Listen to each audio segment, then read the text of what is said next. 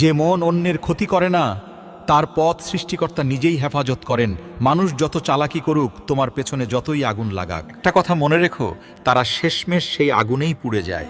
কারণ হলো নিয়তি কিন্তু মানুষের গন্তব্য ঠিক করে দেয়।